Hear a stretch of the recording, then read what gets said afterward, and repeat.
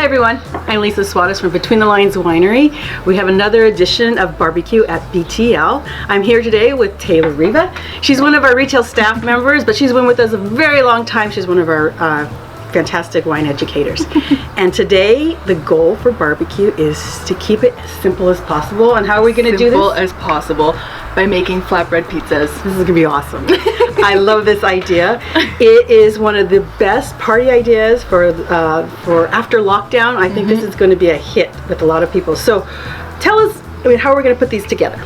So it's super simple. So I myself am not a huge cook.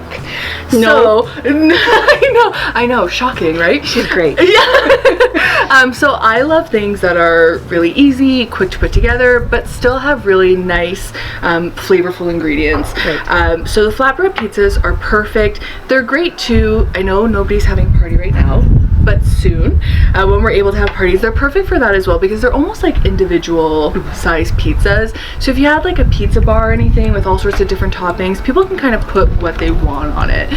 So we are making two different kinds today. We're gonna do kind of a classic margarita, and then we were inspired by a local restaurant here as well. So we're going to play with it a little bit and do a pear, prosciutto, and goat cheese pizza as well. So a lot of people may have never actually had flatbread before, and it's pretty popular. I mean, it's been around. People, it's kind of had its comeback now. Naan is a good example, but there's other types of flatbreads. Yeah, so you can do this with tortilla, with naan. There's different flavors of flatbread. So there's like caramelized onion, there's garlic, there's plain, of course. I really like the flavored kind, so I am using caramelized onion for this ingredient, but really, or for this pizza, sorry, but really any. I like them because they're in the prepared bakery area, so they're packaged. A lot of them are already pre-packaged, so you can buy them, and if you want to use them later, you can even freeze them, and they defrost and cook really well. So they're great. Okay, so how do we prepare the base, so the flatbread itself? So this is super simple. Literally what we're going to start with is a bit of tomato sauce. Okay. So this is actually a Canadian brand. They are based in Montreal, and it just really is a basic tomato sauce. There's no sort of preservatives, no added sugar, nothing like that, which we love here. Right, exactly. And that's not the only ingredient. What is traditionally in a margarita pizza? So margarita pizza, we're going to have some sauce on our base. We are going to put some tomatoes sliced up on top, some mozzarella slices, and then some basil, a little bit of basil while we're cooking it, because we really want to kind of seep that flavor from the basil. But then we're going to top a little bit fresh as well. Kind of a bit of and it looks pretty too. I know, I love it. I love kind of basil. like, what I love about this pizza is not just because it's simple, but it's so fresh. Yeah. Especially in the summertime when tomatoes are ripe, this is the pizza that you want to make. And also, if you can get some local mozzarella, there's a lot of purveyors in the Niagara area that will supply you with some really fresh margarita. I liked fresh, like the soft mozzarella, but I also like a little bit of a cured mozzarella too. It's a little bit more stringy and stretchy. I would say the mozzarella is really nice for that kind of classic pizza, like kind of flavor that people are going for, and quality, which I love, because I'm a huge fan of that. Just like you said, that when you take a bite and it's literally got the strings hanging from it. Right. Delicious. Yeah. I love the way it looks already. We already have like an individual pizza. So looking at the tomato sauce, the first thing I start thinking about is the wine and what's going to go with that wonderful sauce. For sure, Pinot Noir. This is what we all say here at the winery, that our Red Barn Pinot Noir is the pizza wine. It's our hamburger wine. It's our everyday wine for your everyday table. It's fantastic. It's going to be fantastic with this pizza. Yeah, so we love, honestly, whenever I'm talking about the Red Barn series, we literally call them your Monday to Friday wines, your pizza, pasta, burger wines. They're perfect for anything like this. The price point is awesome. You have no issue sharing it with a friend or a neighbor or anything like that. They really are the ultimate sharing wines. And as we hopefully come out of lockdown soon, it's the perfect opportunity to try something like this with these wines. And hopefully we can all have a barbecue. Exactly. Or something soon. That's going to happen soon. That's going to happen soon. As you're cutting up this mozzarella, I just want to, we talked about this last time when we had the barbecue with Greg, that we were very lucky. The whole staff was able to get vaccinated. And we were pretty excited about that, just because we knew that this kind of shows, it was a little bit of a window towards the future, that someday soon we're going to be opening up and greeting people at the door. How does it make you feel to have that? Honestly, you know, sometimes when I think about it, it still sometimes makes me like emotional, because it is such an amazing feeling to finally, you know, be able to do something where, you know, we're protecting ourselves, we're protecting the staff that we work with, we're protecting the customers that come in and visit us. And, you know, we love, especially here at BTL, we love that face-to-face conversation. We love to be close to our guests. Even sometimes, you know, we'll sit with them and enjoy not enjoy the wine with them, but enjoy the experience with them. Exactly. Enjoy the experience. We do enjoy the wine, but later. Yeah, exactly. When we're not in a different atmosphere. Right. So we're almost there. So you're just putting a little bit of basil on here just to get the aromas and flavors into the sauce and the cheese while it's on the barbecue. So tell us how you prepared the barbecue. What's the temperature? What we need to know? So the barbecue is set at about between 350 and 400. So we're going to put on, of course, we want to melt the cheese. You do want to keep an eye on the underside of the flatbread, just to make sure it's not burning. You can as well, if you kind of wanted to take it up a notch. Before you even put your ingredients on, you can also take the flatbread and put it on the grill and get some grill marks on it. Yeah, I love that. Then put your ingredients on that side, and then the other side will get grill marks on it as well. So that's kind of something different. Have you ever tried it with charcoal? No, I haven't. I'm kind of curious. Actually. Yeah. To see what it would do. I mean, I'm sure you're going to have you need to control that a little bit more, but it'll be a little bit more difficult. But I know my husband Jack is probably going to be watching this thinking, maybe we should try it. But he only uses charcoal, which is, I don't know, it could be like go up in flames. Okay, so we're going to go to the grill and get this on, and then we'll check back.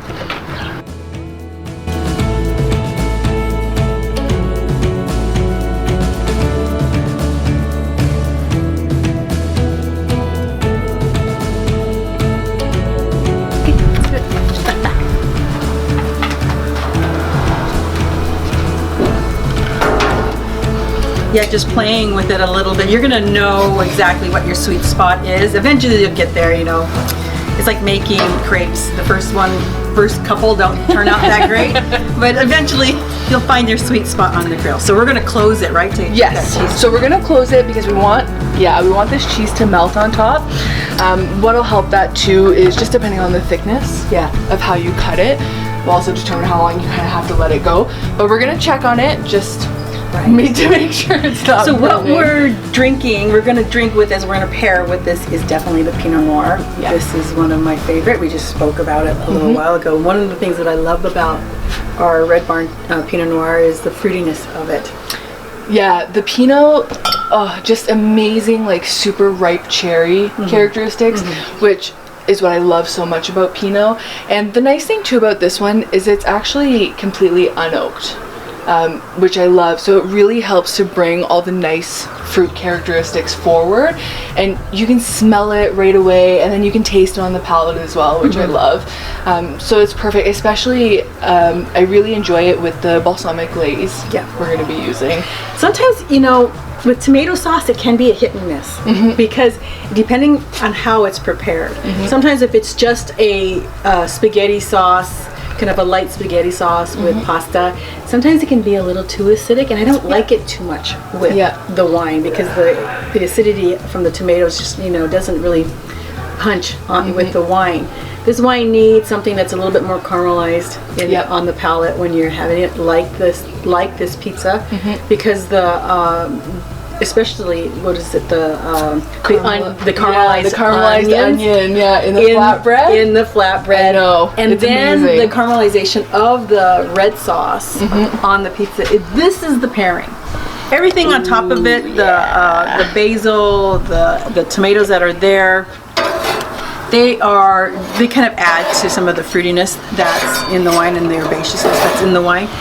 Okay, so I moved these to the top rack. The bottom has really beautiful, I'm not sure if you can see, but the bottom has really beautiful grill marks there. But we still wanted that cheese to get really nice and melted. So I didn't want the bottoms to burn, so I did move them up to the top rack. Oh my god, they look gooey gooey. I know! And since they're nice and melted, we're gonna bring them off the grill. What I like about the margarita is that you have a little bit of the basil that's, you know, that's with the grill, but I always like to put like a bunch of basil on top. Yes. Right? Yep. And then just leave it there, and then they get cut and you know. Exactly. And the thing is, it just looks so pretty. I know. It just looks so pretty. And you could do arugula too. Oh, absolutely. Basil, a mixture of both. That's the thing. Anything green, leafy, if you want to do like baby spinach, anything like that, totally fine with it. We are going to top it off with one more ingredient, which is a balsamic glaze. Okay. And it really just... Let's try it. Let's see what it looks like. I think it looks so pretty good. Yeah. The color is just like drizzling it on. Looks like chocolate. I know. It's so good. Oh, I want the pizza with more balsamic glaze. I'll fight you for it. Yeah. That's beautiful. Okay, we're gonna let them sit. Although we should just dive in, but you know, I hate burning my palate. The burnt mouth feeling. I hate that. Okay, so but we're gonna go ahead and start on our next pizza. Second pizza, yep. I love this pizza. This is an inspiration from a local bakery. Right? Yes, yes. We love. It's so good. You know, we order it so much here that I thought, you know what, I kind of want to do our own little twist on it. Exactly. So this is a pear, prosciutto, and goat cheese pizza. We are going to use a little bit of mozzarella for the base, but cut super thin. Mozzarella is not the star of this pizza, but we do still want to give that kind of gooey creaminess to the base, right? It's kind of like a little bit of a white pizza in exactly, with a little bit of meat on it. So, you know, a little bit of gooiness on the bottom, but really. Okay, so the story is that Taylor doesn't know how to cut a pear. So I'm cutting the pear. Why? I'm the official pear. I can't believe you just called me out like that. I threw you under the bus. But yeah, people should know that that's how easy these pizzas are. So, you know, anybody can do this. And I love that you brought these up because you're always telling me I don't cook, but you do. That, I would say, you know, it's funny because people are like, oh, of course you must cook or like whatever. And I'm like, you know what? Like, guys, I hate to admit it, I really don't cook. But yeah, it really is super simple, easy ingredients to cut up. I am slicing the prosciutto a little bit as well. I am not a huge fan of like the super thick pieces of prosciutto. Yeah. I'd rather have almost like nice. They can be a little porky. Yeah, yeah. I like having a little bit more kind of like bite-sized pieces that you sprinkle on. It's nicer too because there's nothing worse, I think, than when you take a bite of pizza and all the toppings come off. I know. So that's what I like about this pizza. I love this pizza because it's super, super flavorful. It's just a ton of layers of flavor. Yeah, like that's the thing, like the saltiness of the prosciutto and then like the sweetness of the pear. And I know people are so against like pineapple and stuff on pizza, but you know what? It just works. It works. I like to, you know, I like to see it. You can do it any way you want. I mean, that's the whole thing of a pizza bar is that you can put it on any way you want and how much you want too, and that's what makes it so great. So a pizza like this, which has a lot of saltiness from the prosciutto, like you said, the sweetness of the pear. What's the wine that you're thinking for this one? We are going to do it, and this is one of my recent favorites. It's so good. It is our 2020 Chardonnay. So it is a newer release to the winery, and we did make it last year as well, and it's so good. It's got almost like melon, like really nice fruit characteristics. A lot of tropical notes. There is a little bit of pear on the finish too. The thing is the pear is going to transform it on the grill. Again, a lot more caramelization and then the richness of that, not just the goat cheese but also the prosciutto and the mozzarella. That butteriness of the mozzarella is really going to go nicely with this really fruit forward Chardonnay. And that's the thing with the Chardonnay too. Again, you know, it is part of our Red Barn series. Yannick just very lightly oaks the wine. As you know, you work so closely with him. You know, he just very lightly oaks the wines, and you know, I love it so much. The same as with the Pinot, is that it really just shows the natural flavors, like, of the actual grape, of the fruit. And that's what I know. Yannick has tons of talents, but that's one of his particular talents. Well, he's a good cook too, and that helps. Yeah. You know, both Greg and Yannick are good cooks. I mean, they do like to talk about food, and they like to experiment with flavor, and you have to be that way as a winemaker, as someone who enjoys wine, who wants to work in wine, right? That you really want to experiment with your flavors and your pairings. There's not, I don't like to say that you have to follow these specific rules. I think experimentation is key, and that's why I love wine at the table.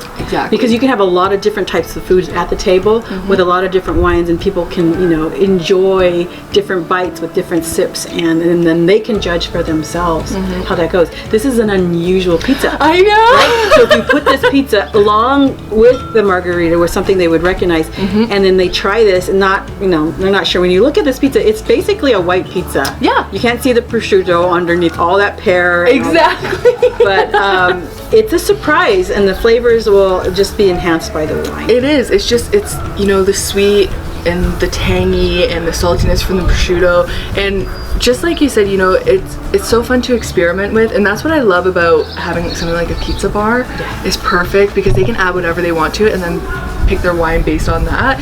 And that's it. You have an evening, and they find out what works and sometimes what doesn't work. Exactly. It's gonna get crazy at a pizza bar. Yeah, I know. It can be crazy, and then you know, you have your grill master. They cook it up, and done. You're done. Let's take it to the barbecue.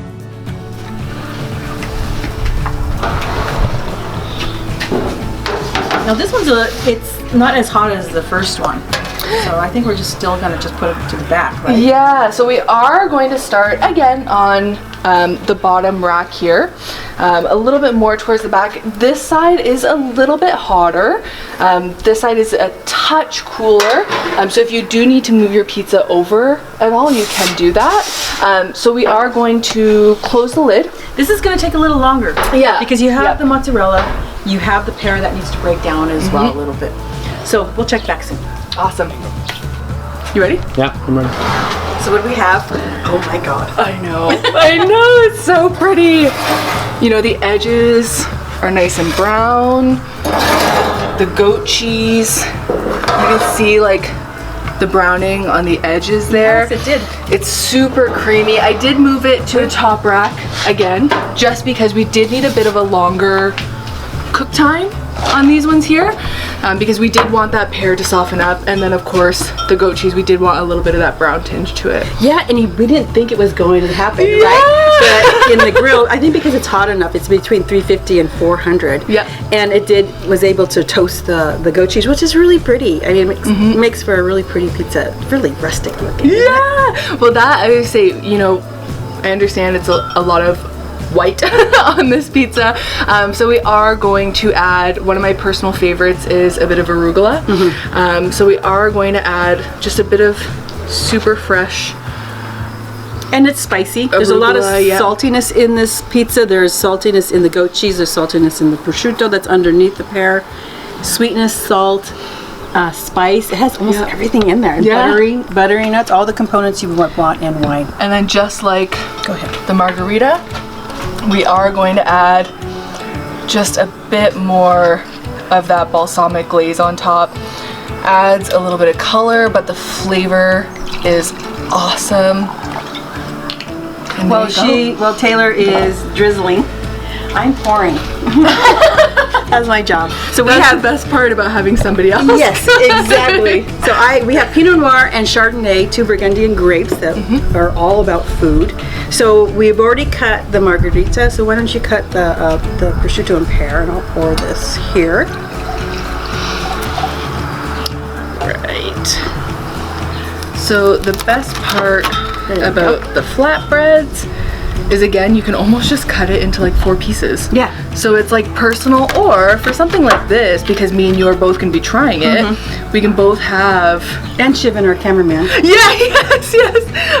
We can't forget about him. Because, you know, a few of us are going to be trying it. It's perfect. Let's do Perfect size. Okay, what do you want to start with? I'd say we start with the white. Let's start with the prosciutto and pear. Awesome. With the Chardonnay. Okay. Let's see what it tastes like. Should we cheers? Cheers. Cheers. Might be a little hot, be careful.